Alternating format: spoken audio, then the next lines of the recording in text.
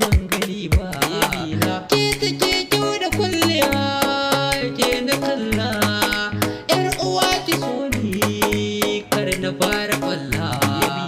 Yar uwa ki so ni daga zakiya san ki zuciya an na rataya, san ki zuciya